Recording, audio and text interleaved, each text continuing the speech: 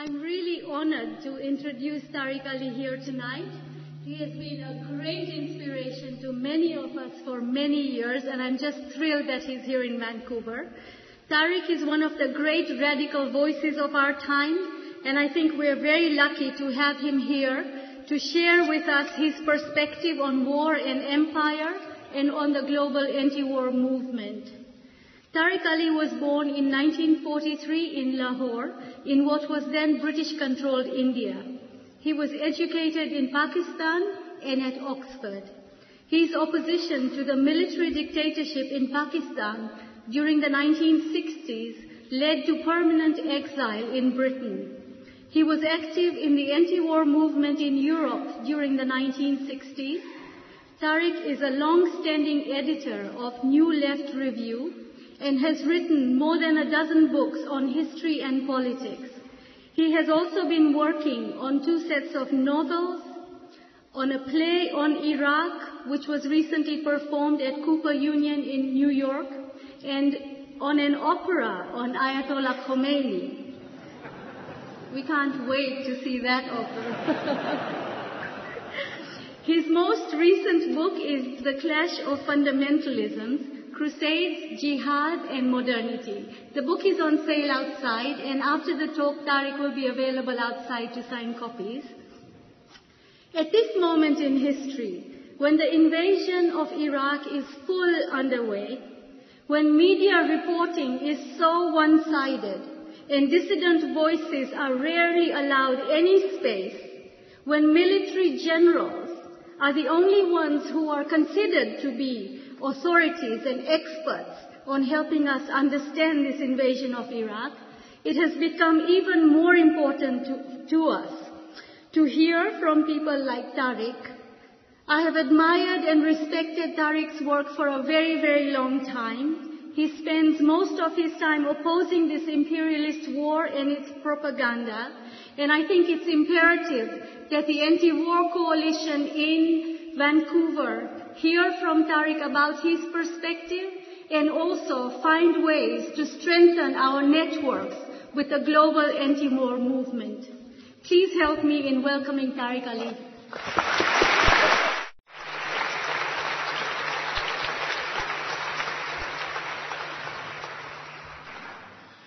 Thank you, friends, and thank you, Sunera, for those very kind words. I'm very happy to meet you at last, because I'd heard of you after 9/11 for the courageous and brave words which you spoke in those scoundrel times when dissent was silenced. And we'd not met, but I felt very close to you when I heard what you'd said and the obloquies that had been heaped on your head by those in power and media campaigns, etc., when people don't like hearing the truth. So let me start tonight with 9/11, which is virtually almost forgotten. That was the start of the so-called war against terror, against Al-Qaeda, against Osama bin Laden. Today it's a totally different war. I don't think the networks have mentioned Osama bin Laden or Al-Qaeda for many, many weeks now. And when that war in Afghanistan started, when they decided to go and wage a war of revenge and bomb Afghanistan, some of us felt and said in public that this was not going to get them anywhere. Because when the great thinker President of the United States announces publicly that the aim of this war is the capture of Osama bin Laden, dead or alive, to imagine that Osama bin Laden is going to wait for him in the Bora Bora caves and prepare pots of tea to welcome Americans when they get there, you have to be really stupid to believe that. And the entire American strategy of trying to capture the Al-Qaeda leadership failed because it was bound to fail. These are not people tied to any state. So having failed to capture Osama bin Laden, they then went for the head of the Taliban, Mullah Omar. Now this is a one-eyed bearded cleric, badly wounded in one arm, walks with a limp. They say they have the most amazing surveillance techniques in the world. They couldn't even capture him. When last seen by American journalists and other Western journalists, he was reported to be on a motorbicycle heading in the direction of the sunset, like Steve McQueen in The Great Escape. So they didn't capture him either. Then they thought they would win a big victory, and there was no victory because the Taliban refused to fight, because the Pakistan army, which controls the bulk of the Taliban, told them not to fight and to shave their beards off and get out of the country as soon as possible. And the virtue being preached at that point was patience. Let the Americans come and bomb the country, set up a quisling puppet government. They will get tired and go away. It's a poor country, and then we'll be back. And that's exactly, incidentally, what is beginning to take place now in Afghanistan. Exactly what is beginning to happen. So the war in Afghanistan was a disaster. The other great war which they fought was the 73-day bombing campaign against Yugoslavia, a war which was unnecessary since Milosevic had agreed to pull the troops out of Kosovo anyway and let the United Nations or whatever cover the Americans wanted go in and control that place. But Madeleine Albright, remember her? Yeah. She decided that she wanted to bomb Yugoslavia, and she told the Albanian delegation there, don't you act as an obstruction, otherwise we won't bomb Yugoslavia. So she put into the clause of the deal, which had already been agreed, unacceptable conditions which no self-respecting government could accept. And still, they didn't get a fight. They bombed Yugoslavia, but the Yugoslav army emerged unscathed after weeks of bombing. They didn't fight because the Russians told them not to fight. So the Pakistanis told the Taliban not to fight. The Russians told the Yugoslavs not to fight. So those were easy victories. And when they went into Iraq, because they had had an easy success in both Yugoslavia and Afghanistan, they assumed that that pattern would repeat itself. And the media supporting them, both the embedded journalists and the non-embedded journalists, they also thought this would be a cakewalk. The Iraqi quislings, in the pay of the American intelligence agencies for the last 30 years, went to see the American president and told him to encourage him to speed up the attack. You will be welcomed when you arrive in Iraq by the population with sweets and flowers, and that they will have mass insurrections against Saddam. No one will resist. That is what they went hoping for. And they got the exact opposite. They got the exact opposite. Large numbers of ordinary people interviewed in the international press said, we may not like Saddam, but we hate these people even more. And it's normal.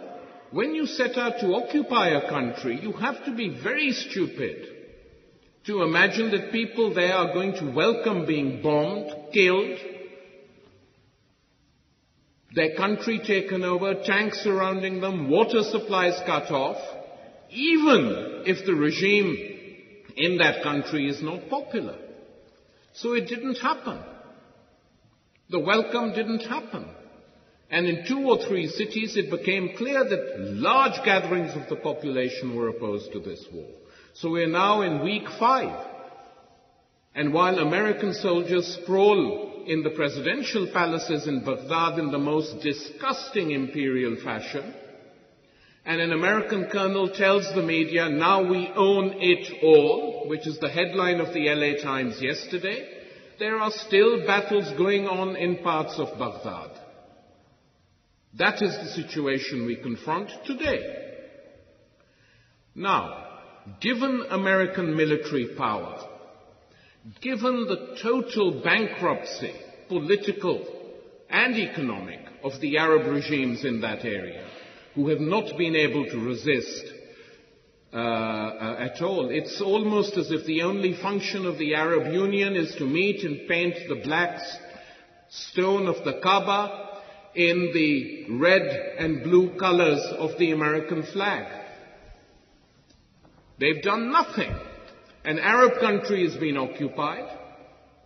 Openly, in public view, the Egyptians have let these equipment and weapons move through the Suez Canal. No charge, free, gratis. We don't want the money. The Saudi Arabians have allowed all the bases there to be used.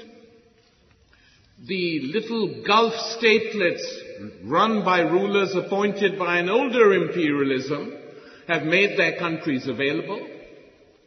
Kuwait, plucky little Kuwait, remember? 10 years ago, plucky little Kuwait, which was going to get democracy. Well, plucky little Kuwait is today an American military base, with no Kuwaiti citizens allowed near the base because they are scared. That's the situation we confront. And Iraq, a country on which more misery has been heaped by the West than any single country since the Second World War, with the exception of Vietnam. Sanctions imposed for 15 years, which have wrecked that country's social infrastructure, led to the deaths of millions of 500,000 children. The depleted uranium used in the first Gulf War is still producing cancers in the wombs of pregnant women. And a weekly bombing raids by the Anglo-American Air Cavalry. For the last 12 years, they've now leave this war alone. In the previous 12 years, they dropped more bombs on Iraq than were dropped on Vietnam throughout the Vietnam War. And then they expect people there to love them. Just imagine. And now we have a new development. Because there hasn't been welcoming with sweets and flowers, the journalists, tame journalists in the Western media are saying that there is something wrong with the Iraqi people because they didn't welcome us. They're sick. I'm not joking. I want to read this out to you because it's the sign of the mentality which is currently around. This is the George Mellon in the Wall Street Journal.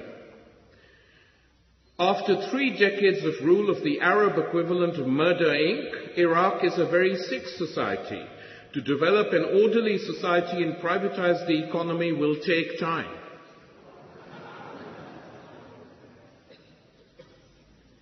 On the front page of the Sunday Times, a Murdoch paper, its reporter Mark Franchetti quotes an American NCO, a Marine, in Iraq. This is what the Marine says to him. The Iraqis are a sick people and we are the chemotherapy, said Corporal Ryan Dupre. I'm starting to hate this country. Wait till I get hold of a frigging Iraqi. No, I won't get hold of one, I'll just kill him. This report in Murdoch's flagship paper goes on to describe how the unit killed not one but several Iraqi civilians that day. And no doubt, the sick society theory will acquire greater sophistication. But it's clear that all these pretexts are on hand for a mixture of Guantanamo and Gaza in these newly occupied territories. This is what's going on. And as for democracy, at the time of the first Gulf War, this is what Colin Powell, currently Secretary of State, at that time the senior general in command of the war back in Washington, this is what he said then. Saddam Hussein is a terrible person, he's a threat to his own people. I think his people would be better off with a different leader, but there is this sort of romantic notion that if Saddam got hit by a bus tomorrow, some Jeffersonian Democrat is waiting in the wings to hold popular elections. Brackets, laughter. This is American journalists laughing at this great joke. What you're going to get, guess what? Probably another Saddam Hussein. It'll take a little while for them to paint the pictures all over the walls again. Brackets, laughter. But there should be no illusions about the nature of that country or its society. And the American people and all of the people who second-guess us now would have been outraged if we'd gone on to Baghdad and we found ourselves in Baghdad with American soldiers patrolling the streets 2 years later, still looking for Jefferson. Laughter. This time, the Jeffersonian Democrats, Iraqi quislings, are being flown in with the air conditioning and the rest of the supplies and being put in power. And they will have to be guarded night and day by squads of hired American goons, just like the puppet Karzai installed in Kabul. That is the only possibility for Iraq now. So we are at a very critical time in global and world history. And this war in Iraq is a war which will mark one of the most formative events of the 21st century. Have no doubt about that. That's how important this invasion is, and occupation. And it is this instinctive recognition by millions of people all over the world that this is something new, that this new imperial offensive was designed by Bush and his team to show how they intend to dominate the world and crush any opposition, that brought so many people out onto the streets to try and stop the war. Because the millions who came out, in most cases, were people who had never been on demonstrations before. They felt deep inside this war was wrong, and they were right. Their instincts were absolutely correct on this. And many of them, who have not been engaged in politics before, also tended to get demoralized when they found they couldn't stop the war. But if they'd stopped to think, they would have known that it was virtually impossible to stop this war, short of a rebellion inside the United States or an Arab-wide intifada which swept the Arab world. Short of that, it was difficult to stop this war. Even Bush's favorite European politician, not a poodle, but a bloodhound, Tony Blair, who the minute he smells blood starts barking. Even he wasn't considered necessary for this war.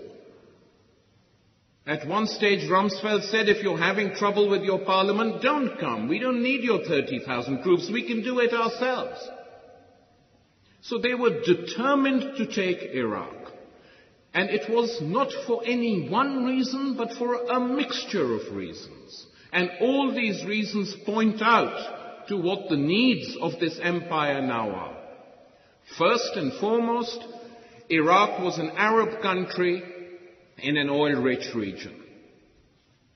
And you know, I say this, that many people feel that Islam is under attack. I really don't think that's the case. It so happens that a large bulk of the world's oil lies underneath lands that are Islamic. If the people who were living in these countries were Buddhists, Buddhism would be under attack.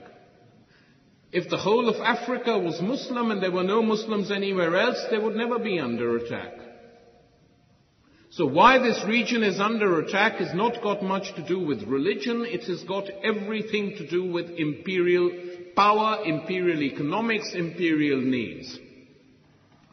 And they want to dominate this world because energy is going to be crucial in this century even more than it was in the last one. But they could have controlled the oil by doing a deal with the Iraqi regime as they had done before. But they felt this was not sufficient for two other reasons. One reason, which people, especially in North America, don't like concentrating on too much, but which I insist is very crucial, is that the United States leadership at the moment, a very audacious imperial leadership, the model for this leadership, even in terms of building the Republican Party, is the model supplied by the Likud party in Israel.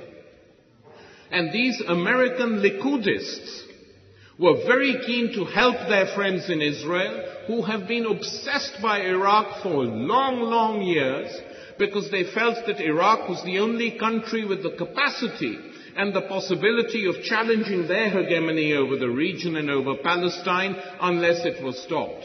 And the Israelis were very angry that Baghdad wasn't occupied in 1990-91. And they've been under heavy pressure. So the occupation of Iraq becomes a strategic, geopolitical, military priority for the Middle East. And the third reason is an old reason, which all empires utilize, that they often use force and awe, as they now call it, to show the rest of the world how powerful they are, as a warning to the rest of the world. Look what we did to Baghdad. You be careful. If you misbehave, the same could happen to you. And this force and awe was first used in Japan, just as the Second World War was coming to an end. What was the nuclear assault on Hiroshima and Nagasaki? The war had already been won. The Japanese were on the verge of surrender. Why destroy two of their cities with nuclear weapons? It was a demonstration for the Soviet Union, and a demonstration to the world, which was then in upheaval and in revolution, saying, this is what we've got and this is what we can do. And the occupation of Iraq today is a demonstration, both to that region, to the Syrians, to the Iranians, and it's a demonstration to the countries in the Far East, to China, who they are completely obsessed with. Because China is the only country in the world today whose economy is developing very, very rapidly. Shanghai is probably the most dynamic capitalist city in the world. And within 10 years, it's not impossible they could overtake the United States economically. And so the United States think tanks do nothing else but prepare game plans on China. What happens if China does A, B, C? Could we balkanize China? How do we do that? Do we do it using India? Do we do it via Tibet? Do we provoke a conflict with Taiwan and then move in? And that's how they think. Because they are an imperial power.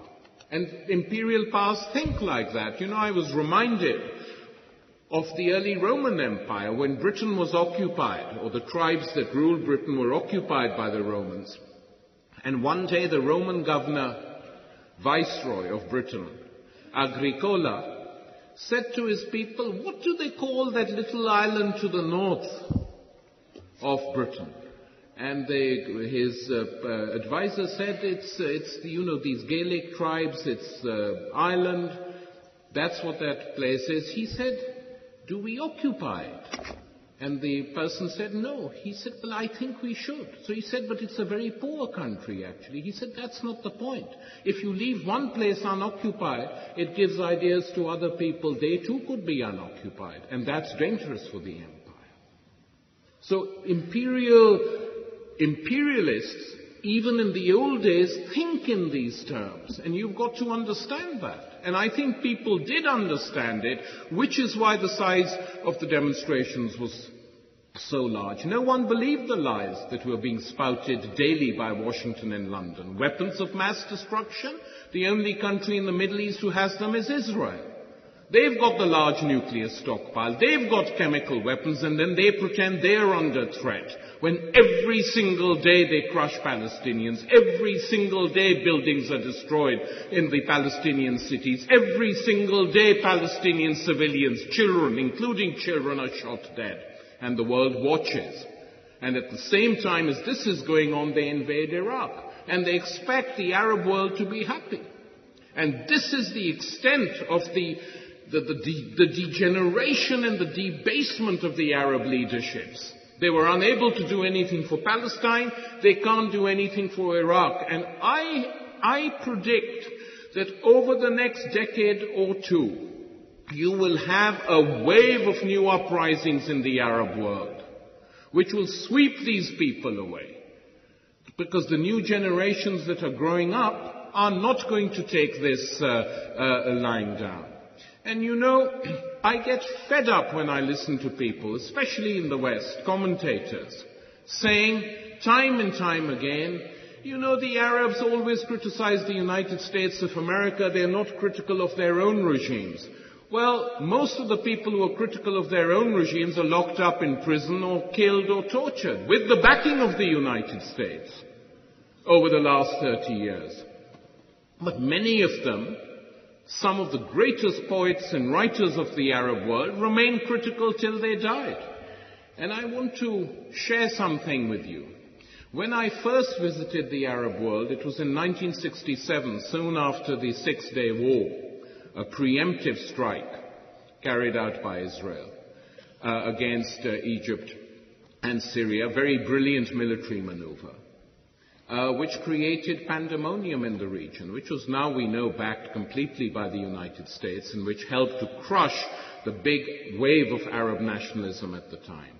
And I remember going to the Arab world, to the cities Damascus, Cairo, Amman, Beirut, and talking to large numbers of people, large numbers of Palestinians who told their stories and their narratives, which were horrific to me. It was more or less the first time I had got this firsthand.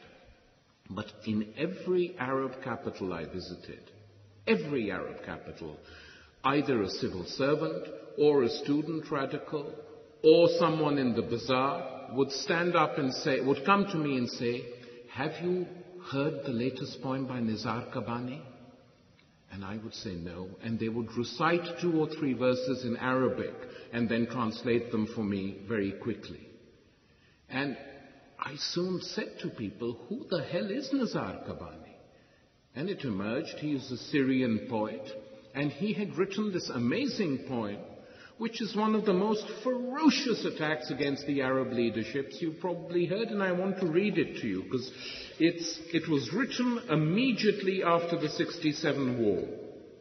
And many of the things he said, Kabani wrote, are relevant today. In fact, they're even more relevant today, because he was writing it as a criticism of the nationalist leaderships. What he would have said if he had been alive today. He died several years ago in London, in exile, and they took his body back to Damascus, because he said, "That's where I want to be buried," and 500,000 people marched behind his cortege. Wouldn't happen anywhere in the West. Can't think of anyone, any writer or intellectual, behind whom's cortege 500,000 people would march. Maybe Chomsky.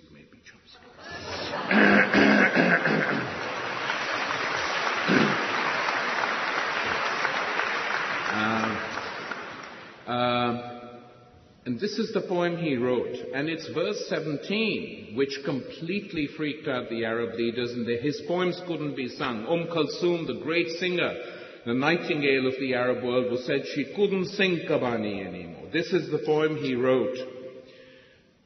Hawamesh ala Daftar al-Naqsa, footnotes to the book of setback.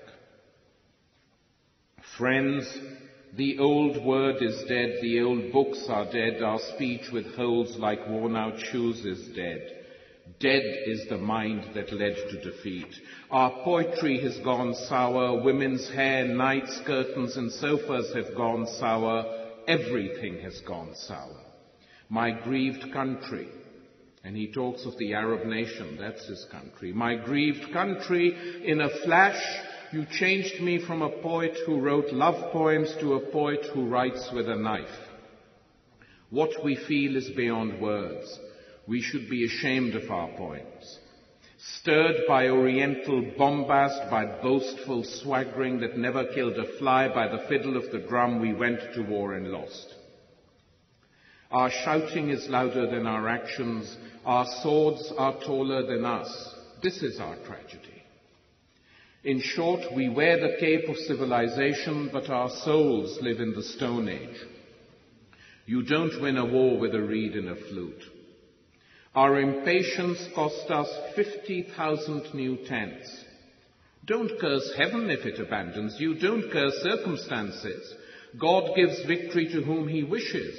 God is not a blacksmith to beat swords. It's painful to listen to the news in the morning. It's painful to listen to the barking of dogs. Our enemies did not cross our borders. They crept through our weaknesses like ants.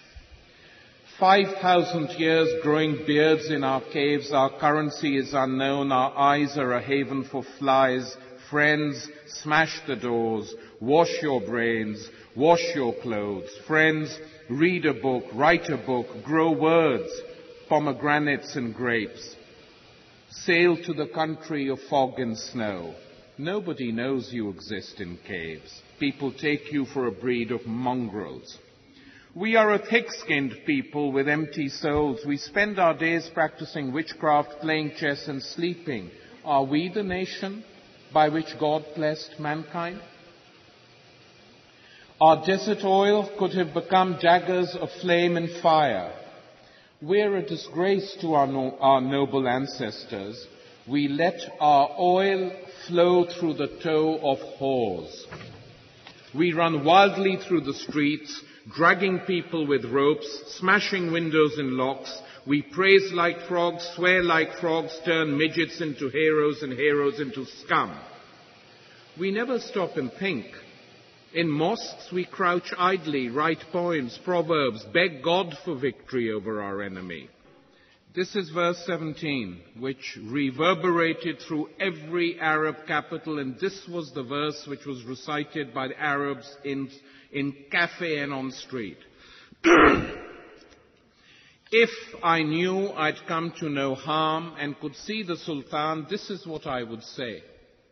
Sultan, your wild dogs have torn my clothes. Your spies hound me. Their eyes hound me. Their noses hound me. Their feet hound me.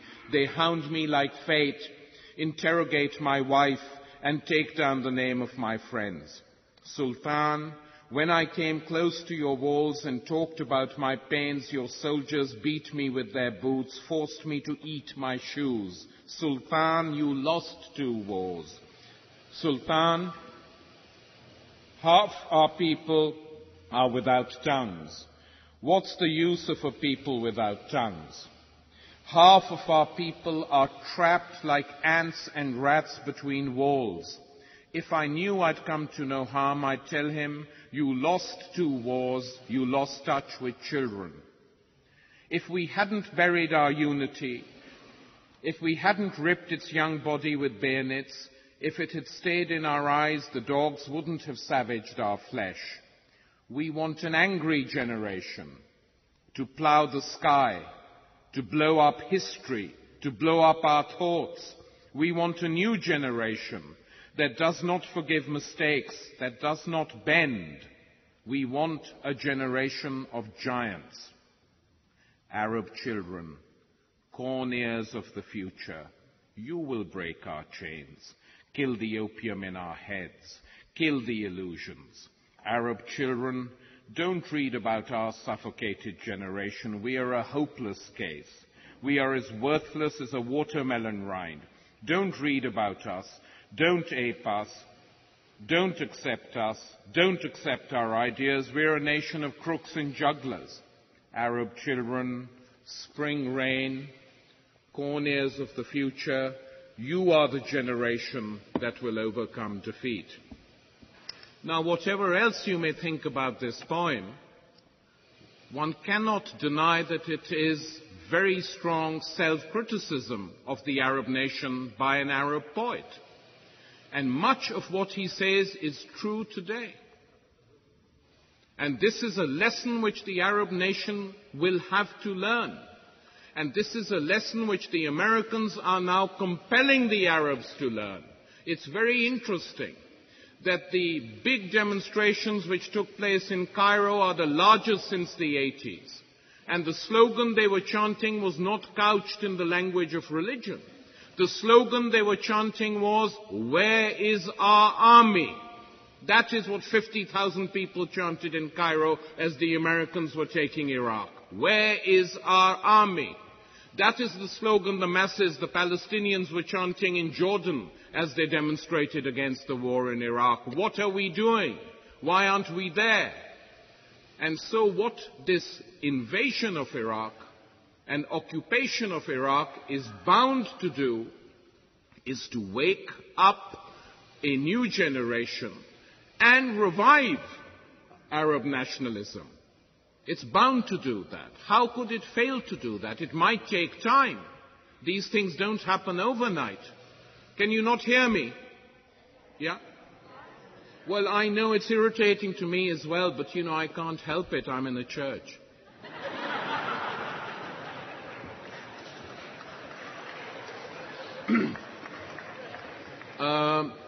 I don't know what's going wrong here, but anyway, it's very irritating. So what we are bound to see in that world is a growth of resistance. And I'll be very blunt with you. I was absolutely delighted and very happy that the Iraqi army and the Iraqi people resisted the American invasion of Iraq.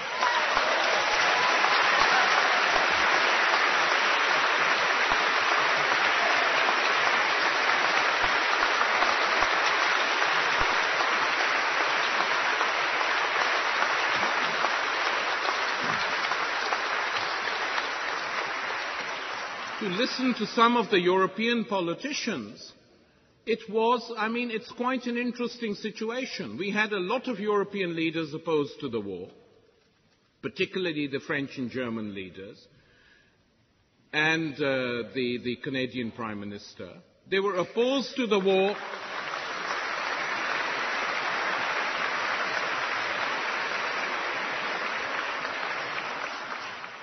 It was great. We enjoyed their support while it lasted.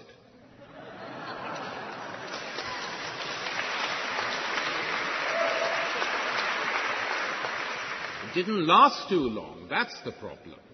Because what is the point of opposing a war before it's begun, and then when the war begins, you call the people who waged the war and you wish them a swift victory? That's what they've done. Chirac, who denied the Americans airspace when Reagan wanted to bomb Libya, granted French airspace. Schroeder allowed German bases to be used. And they all wished speedy success to American arms, as Chrétien has also done. It's exactly the same pattern. Don't make the war, but if you make it, win it. I don't understand the logic. If you're opposed to the war, you try and stop it by all means. You deny bases. You use every international institution possible to try and stop it, to expose these people for doing what they're doing. But that is where this is also a war of the North versus the South. And the countries of the North unite when they see which way things are going. They don't want to be left out. They want a share of the spoils. They've been naughty, and the empire might punish them or rap them on the knuckles, but they're saying, okay, we've been naughty, we're sorry for that, but we are now wishing you a victory, and please take us along with you. We've got firms too. And that is what essentially is going on today. But in Europe, the popular opposition to the war has been very strong. And I think it will be reflected in the next wave of elections. That little creep in Spain, Aznar, he will be wiped out electorally, have no doubt about it. He's annoyed his own population and he's annoyed the Pope, so he can't succeed. He can't stay in power for too long. But a lot of these regimes will suffer. And look, the United Nations, on which a lot of people were placing their hopes, couldn't even convene a meeting of the Security Council to discuss an illegal war to which it had not given sanction. The elementary thing. They should have convened it to discuss. They couldn't do it because the Secretary General was not in favor of it. The French and Germans were not in favor of it. They didn't want to go too far. The only people who wanted to go too far in their opposition to the war were the mass movements from below. And that is why these mass movements are so crucial and so important, both in the Arab world and in the West and everywhere else where it happened. The two people who called on the United Nations to condemn the war were both leaders of the South. Megawati Sukarnoputri in Indonesia, who said, why is the Security Council not meeting? ignored. Muhammad Mahathir of Malaysia, who denounced Kofi Annan as a dumbwaiter at the White House.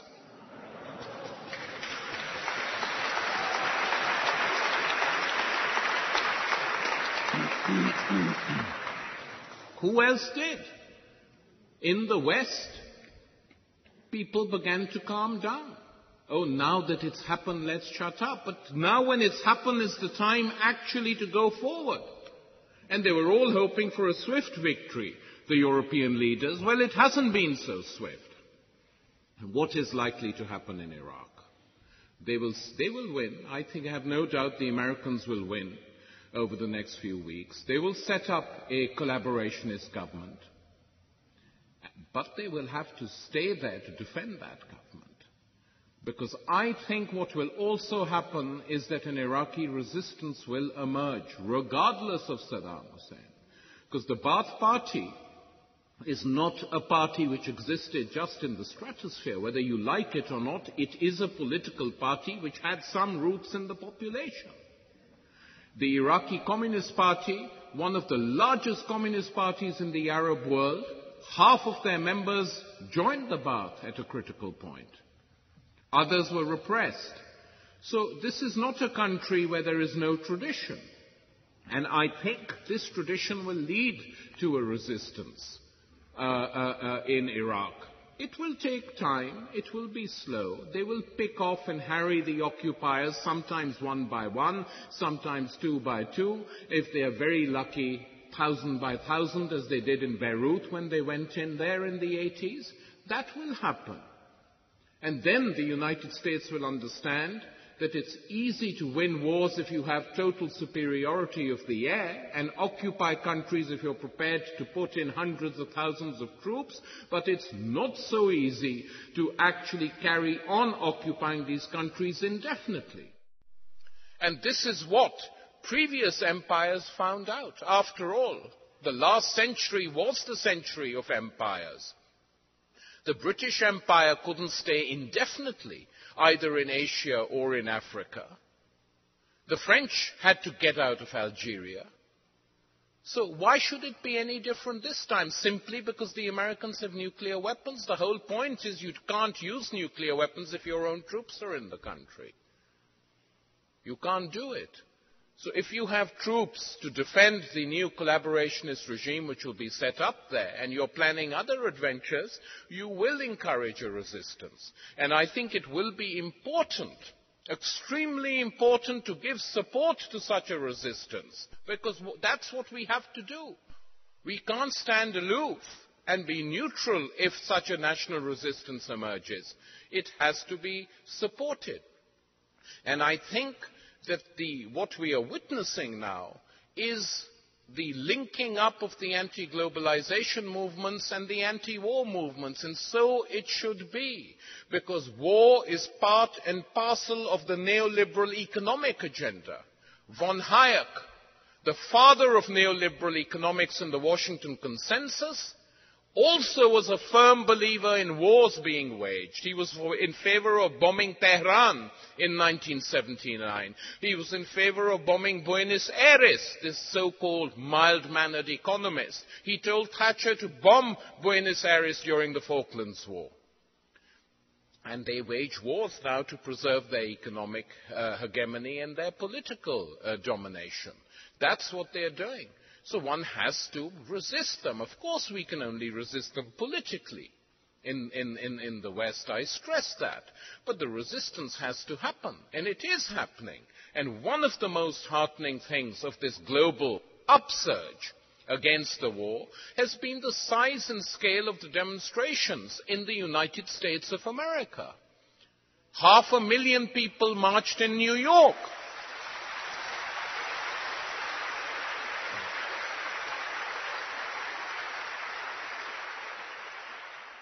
And I think the World Social Forum and other such bodies have now to decide, in my opinion, to my way of thinking, that the way to move forward is, yes, challenge their economics, but also challenge their politics and their wars, which means we have to wage a campaign. in large parts of the world to remove American bases from the territories of sovereign independent countries. That will become a growing demand.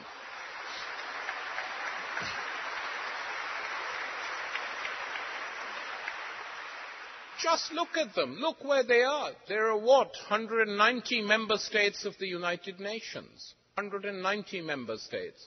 And in 120 of these states there is an American military presence.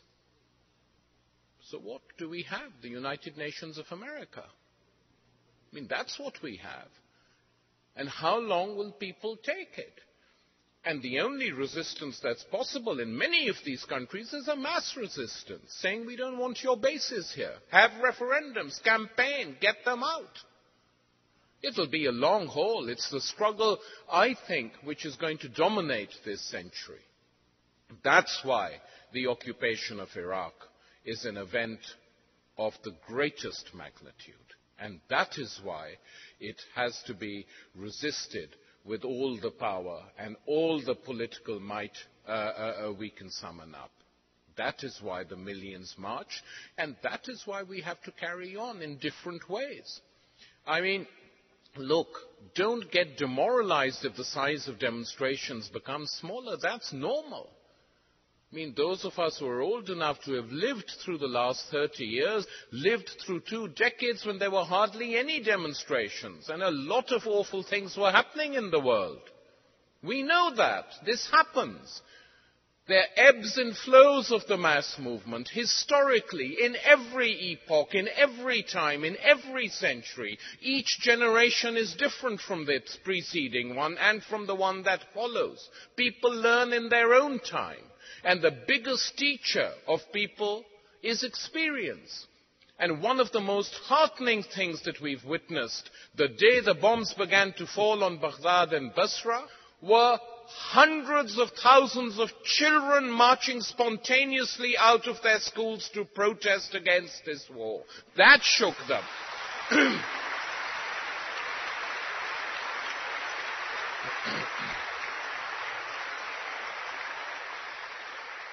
That shook them, because this is a new generation.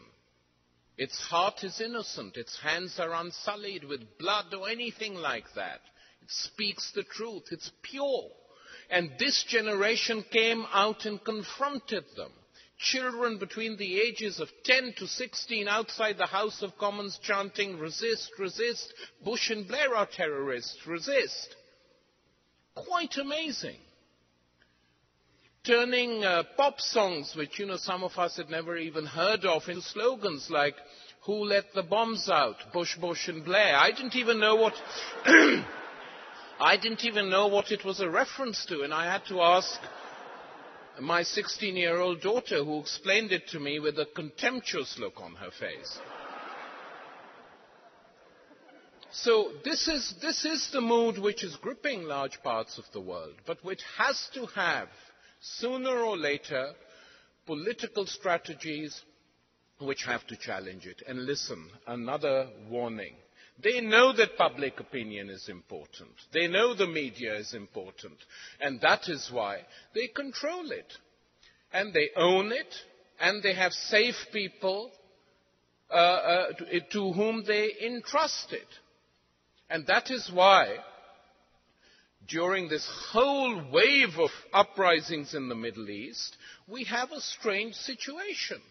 We have a situation where you can read much sharper criticisms of the Sharon government in Israel and what it's doing to the Palestinians in the Israeli press than you can read in the North American media.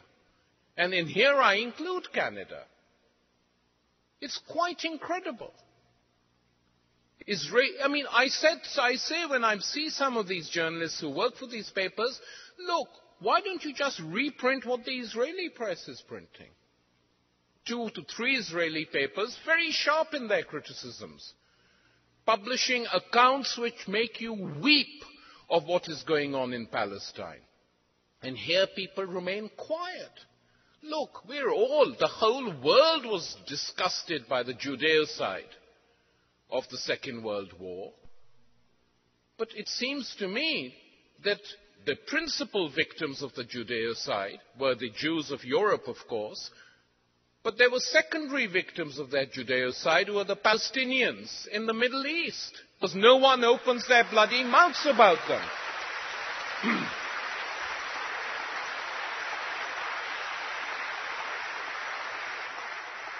And we've got to see that, because people who attack injustice and defend human rights can't afford to be selective. It's only the imperialist powers who can afford to be blind to real suffering and impose a selective vigilantism on the world, which they've done with this invasion of Iraq.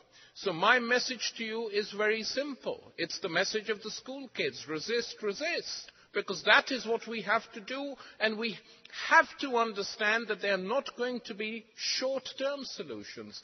This is going to be a long haul. Many of us won't live to see the final victories, which I hope will be won in this century. But the battle lines for this century are already being drawn up. And all the official politicians who refuse to break with the United States will suffer sooner or later. And don't even be surprised if, when they feel really pressed, they actually begin to destroy and damage their own democratic institutions because they are no longer serving their needs. And you see this already in the racial profiling which is going on all over North America.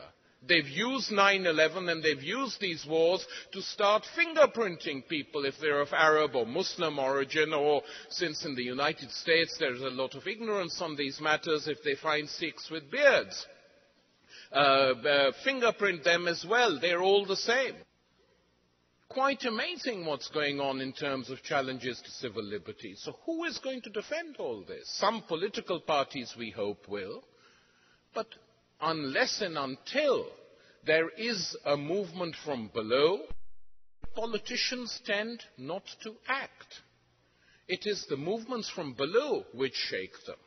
And on that we saw this very clearly. There was a revolt in the British Parliament, and 149 Labour members of Parliament voted against the war. Now, would they have voted against the war if we hadn't mobilized 1.5 million people on the streets of London? And I tell you, they wouldn't have. They wouldn't have done it. They only did it because they saw the wave of public anger. People who had never demonstrated in their lives, including retired military officers. People from Middle England who came out. That's what shook them, that this was a wave which went way beyond the normal confines of protest in that country. The size of that demonstration had never been seen before in British history. That is what changes politics. That is what forces politicians to think which direction we are going. And there was a layer of people and intellectuals who had caved in completely to the established order in North America and Europe, and thought that movements from below, demonstrations, public protests, these are things of the past. They will never recur again. We're living in new times. Well, they've discovered with a shock that we are not living in totally new times. And here I want to end with a wonderful appeal which was made by the American writer Mark Twain. Towards the end of the 19th century, Mark Twain was disgusted by the outbreak of chauvinism and xenophobia in the United States, especially against the Chinese community, at the time of the Boxer Rebellion in China. He was disgusted by it. He was even more disgusted by the occupation of the Philippines by the United States. Because, lots of people imagine that the American empire only came into being with the victory of the Russian Revolution in 1917. Not true. Absolutely not true. They were moving along quite well in Latin America and parts of the world, occupying it from here and there. And Mark Twain wrote a very, very powerful plea calling on people to form an anti-imperialist league in the United States of America. And the first meeting of the Anti-Imperialist League took place in, I think it was 1899 in Chicago. And within 2 years it had 250,000 members. Now, we have to think like that. And the reason, he said, is we have to educate people and challenge what the powers that be are saying. And he said something which was very prescient, and I want to quote from it. It was an unpublished article published after his death, and it was on war. And he said, "The loud little handful, as usual, will shout for the war. The pulpit will warily and cautiously object at first. The great, big, dull bulk of the nation will rub its sleepy eyes and try to make out why there should be a war, and will say earnestly and indignantly, it is unjust and dishonorable, and there is no necessity for it. Then the handful will shout louder. A few fair men on the other side will argue and reason against the war with speech and pen, and at first will have a hearing and be applauded, but it will not last long. Those others will outshout them, and presently the anti-war audience will thin out and lose popularity. Before long you will see this curious thing.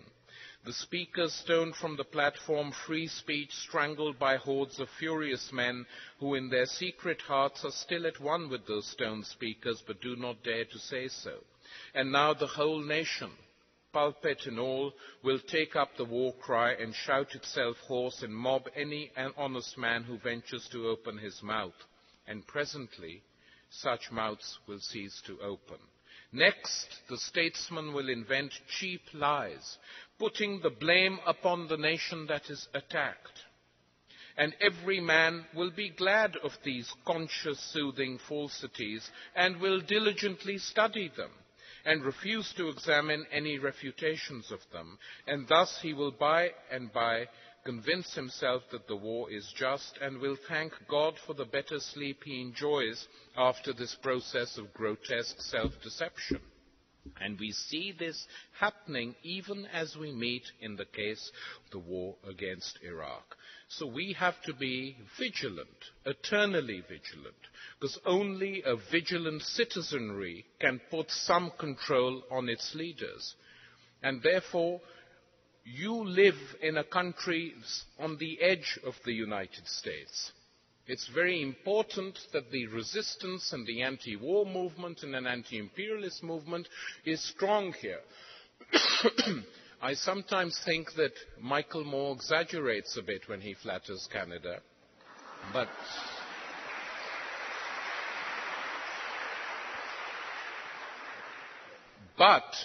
the fact that you are not the United States is something which is very important.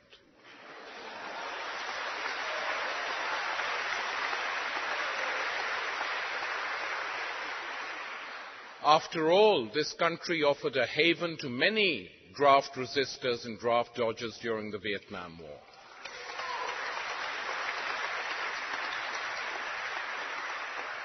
And if the American empire carries along on its merry way and sees the attack on Iraq as only the first step of reordering the world, then I think there will be draft dodgers, there will be soldiers, some who have already said that they are not going to fight and are being court-martialed, and more help will be needed. So that's all one can say, that what is given to us in the lives we have on this earth, which are at my age seem quite brief, but for many of you there are long years ahead. What sort of lives should we live? I can never understand people who have decided to completely accept what the established order puts down. And the kids in Seattle woke the whole world up when they marched against globalization.